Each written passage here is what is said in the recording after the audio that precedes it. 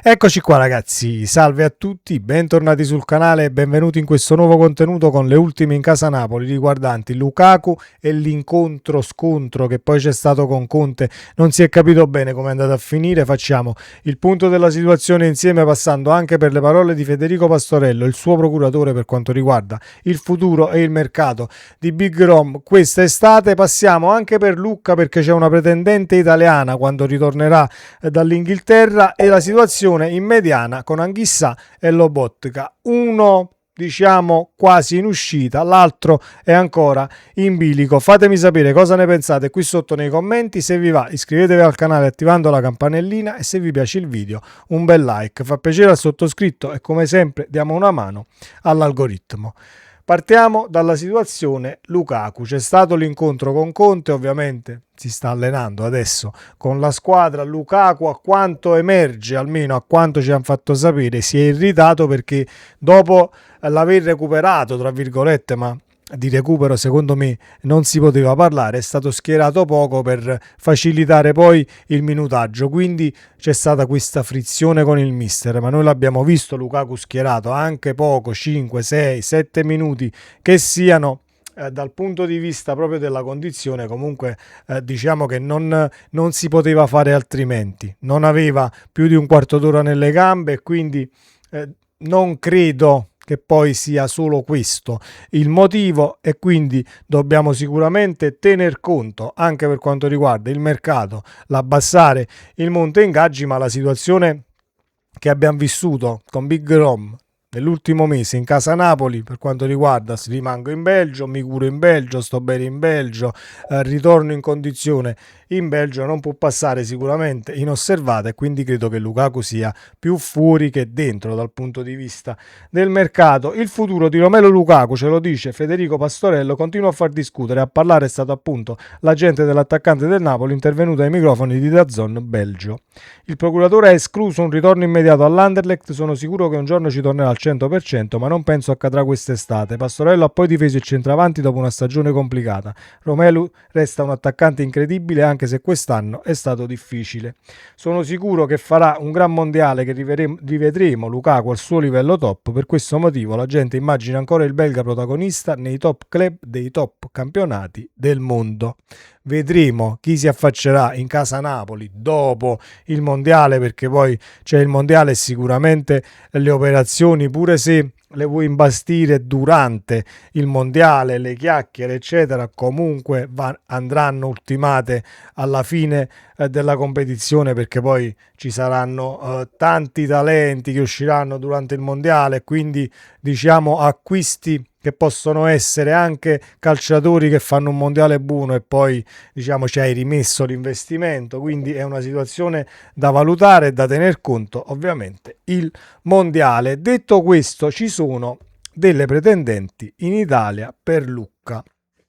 La pretendente potrebbe essere la Fiorentina, ma andiamo con calma e leggiamo l'articolo. Il futuro di Lorenzo Lucca potrebbe essere lontano da Napoli. Secondo quanto riportato dalla Gazzetta dello Sport, l'attaccante azzurro sarebbe finito nel mirino della Fiorentina, che lo avrebbe inserito tra i principali obiettivi per il prossimo mercato. Ipotesi gradita: Lucca-Fiorentina, reduce da una stagione complicata tra Napoli e il prestito al Nottingham Forest. Lucca alla ricerca del rilancio e Firenze potrebbe rappresentare una destinazione gradita. Il centravanti era già stato accostato ai viola in passato, ma adesso l'interesse sembra essersi riacceso con maggior convinzione. Paratici è un fan di Lucca. Nel nuovo assetto dirigenziale della Fiorentina, con Fabio Paratici sempre più centrale nelle strategie di mercato, il nome di Lucca viene considerato con attenzione. Sullo sfondo resta anche il gradimento del Bologna, quindi la Fiorentina potrebbe essere la papabile, c'è anche il Bologna, ma io mi chiedo, queste due società, a meno che non si vada per un prestito, perché di prestito parleremo in estate per quanto riguarda Lucca, possono permettersi di investire comunque abbastanza soldi, perché credo che il Napoli con l'investimento che poi ha fatto non è che te lo regala a 10, 12, 13, 15 milioni, quindi staremo a vedere fin quando si spingeranno poi le cifre di queste due squadre, nel caso sia vera la notizia della Fiorentina. È un Bologna che defilato sta a guardare, diciamo, sperando poi in eventi favorevoli. La situazione di Anghissà e Lobotka è un tantino diversa. Il Napoli potrebbe cambiare volto anche a centrocampo nella prossima stagione. Il futuro dei due protagonisti degli ultimi scudetti azzurri resta fortemente in bilico. La situazione più definita riguarda André Frank Zambo Anguissa. Sembra ormai certo che lascerà l'azzurro, ovviamente vedremo in estate, ma sembra ormai certa la cessione, non c'è stato il rinnovo e quindi anche per non arrivare a scadenza di contratto e perderlo almeno, sicuramente sarà un nome messo sul mercato. Più complesso invece il discorso legato a Stanislav Lobotka, ancora sotto contratto fino al 2027 ma con una clausola rescissoria da 25 milioni, valida per l'estero ed esercitabile entro la prima metà di luglio, quindi il mondiale, se non vado errato, finisce il 19 di luglio, dovrebbe esserci la finale, adesso sto andando a memoria, la clausola vale fino al 15 di luglio, dopodiché contratti con il Napoli al prezzo che vuole ovviamente la società. Il Napoli starebbe valutando anche un possibile rinnovo per il regista slovacco pur senza opporsi ad un'eventuale richiesta di cessione. Dopo anni da protagonisti, il centrocampo azzurro potrebbe vivere una vera rivoluzione. Io il problema di rivoluzionare, ma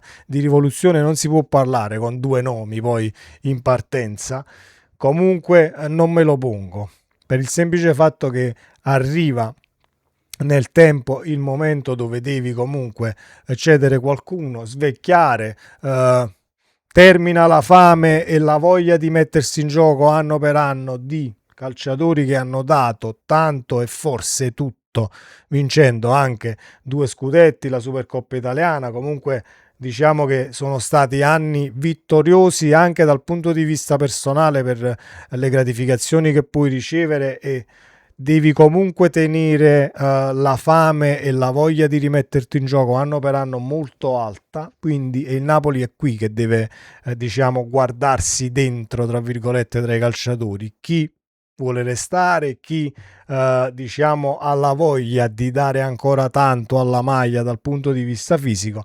Forse più Lobotka, anche perché Anghissà noi ne parlammo sul canale quando ci fu l'infortunio, diciamo che sapevamo per corridoi che comunque Anghissà aveva un'ernia esposta alla schiena, quindi indagando dal punto di vista medico tra ovviamente luminari del settore, perché io non sono sicuramente né un ortopedico né tantomeno un primario di qualche ospedale, però diciamo che indagando e informandosi è un infortunio che in primis richiede tempi di recupero molto lunghi. Punto secondo, non è detto che puoi ritornare a correre, puoi ritornare a forzare come lo facevi prima dell'infortunio. Quindi ecco anche un'altra situazione da mettere comunque sul piatto per quanto riguarda la cessione eventuale di Anghissà. L'abbiamo visto in campo finora, spezzoni, mezzo tempo, 30 minuti, un tempo. Con Anghissà non ci siamo proprio dal punto di vista fisico e dal punto di vista della spinta che vuoi dare poi in corsa, come ti vuoi mettere in gioco dal punto di vista atletico durante 45, 50, un'ora di gioco che sia. Anghissà non è lo stesso. Io mi auguro sempre che sia una situazione di passaggio dall'infortunio, post infortunio, torni in campo, quindi ci vuole ancora tempo. Mi auguro che non sia poi quel tipo di infortunio ad aver un attimo intaccato prestazioni e la carriera del calciatore. Mi auguro di no, perché per me Anghissà è sempre stato un grandissimo centrocampista, lo è e mi auguro lo sarà ancora, e il Napoli comunque deve coprirsi come si deve, deve imperativo coprirsi come si deve, perché cedi un pezzo da 90 come Anghissà, no, infortunio o non infortunio, Anghissà comunque sposta qualcosina in mediana, ha spostato qualcosina anche negli anni scorsi, e quindi devi prendere sicuramente un calciatore di conseguenza fatto, finito, mentalizzato, calcio europeo, non calcio europeo, da dove lo prendi, devi comunque azzeccare l'acquisto, perché poi non puoi permetterti di restare, pur avendolo preso il rimpiazzo, in inferiorità numerica per quanto riguarda il poter schierare poi l'eventuale sostituto. Sull'Lobotka io non è che sto tranquillo, perché comunque la situazione di Lobo è diversa, Abbiamo Gilmour, però comunque devi coprirti con un altro centrocampista, con degli attributi. Abbiamo Gilmour che però non dobbiamo sicuramente fare l'errore. Via Lobotka, vabbè, gioca Gilmour, tanto è la stessa cosa. Non è la stessa cosa, non sarà la stessa cosa, anche se Gilmour a me piace tantissimo e forse anche quel pizzico in più a parità, diciamo, di carriera fatta di Lobo e Gilmour che ancora la deve fare, perché comunque è un centrocampista diverso, è un centrocampista che la verticalizzazione non la risparmia quasi mai, pur sbagliando qualche volta il passaggio, però diciamo che la prima intenzione, almeno per quello che abbiamo visto quando l'abbiamo potuto ovviamente seguire in campo, è andare a verticalizzare e guardare in primis davanti, piuttosto che cercare di essere il metronomo di una squadra palleggiando e ripulendo tantissimi palloni, perché non dimentichiamo poi tutto quello che ci ha dato e ci auguriamo ci darà ancora Lobo anche nell'ultima partita che abbiamo giocato, ripulire tanti palloni, tenere incollata tra virgolette la mediana quando soffriamo, prendersi il fallo. Lobot che è cresciuto tantissimo già dal post scudetto di Spalletti. Io ricordo benissimo i gol di Spalletti che il Napoli prendeva essendo troppo educato, senza andare a fare quei falli tattici e squadre che andavano in porta. Ricordiamo alla partita con il Milan. Adesso è cambiata la situazione, Lobotka è ancora più forte di quanto già lo era, perché dal punto di vista della cazzimma, della andare a leggere una determinata situazione, fare fallo, non si fa, diciamo, richiamare da nessuno. Fallo tecnico, ti prendi il giallo, benissimo, quindi quelle situazioni che hai vissuto poi anni prima non le andrei a rivivere, perché sei migliorato da quel punto di vista in quella condizione di gioco. Speriamo che il Napoli ovviamente riesca, mondiale permettendo, ad avanzare, ecco, qualcosina, se lo deve fare, avanzare qualcosina in questi mesi che arrivano al mondiale, per poi definirli magari dopo il mondiale, perché i dirigenti via, ci sono calciatori nazionali eccetera, va benissimo, però avere il terreno spianato a fine mondiale sarebbe velocizzare un tantino le operazioni e ritrovarti poi nei due ritiri che comunque credo inizia a ridosso del mondiale. Adesso non ho le date di Di Maro, ma le andremo comunque a trovare e faremo un video ad hoc per quanto riguarda poi